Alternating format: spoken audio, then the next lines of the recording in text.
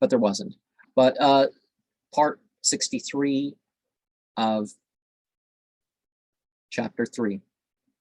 The superior of the monks of the monastery of Plato was an old man and was held in the very highest esteem for his learning in all Constantinople and Kyrgyzstan, Europe, in Cis, Janik, and other lands. Cis was capital of the kingdom of Lower Armenia, and Janik was the secondary Roman Empire of Trebizond.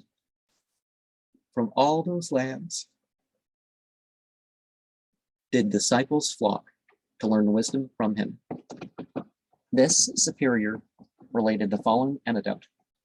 One day, Jalal came to the monastery of Plato, situated at the foot of the hill, with a cavern therein, from whence issued a stream of cold water.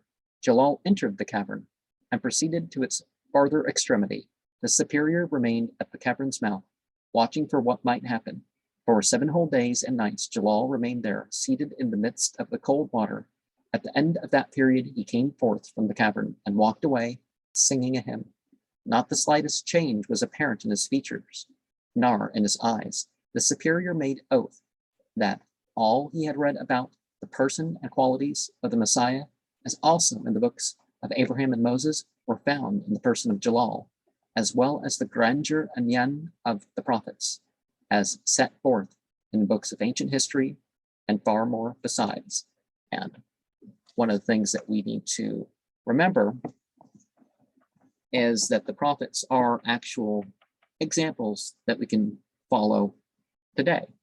You know, their example didn't stop. Oh, well, we look up to this guy that was good in these ways, but what about other people who are good in those ways, right? Well, and that's why it's important to write books of acts of one group or another,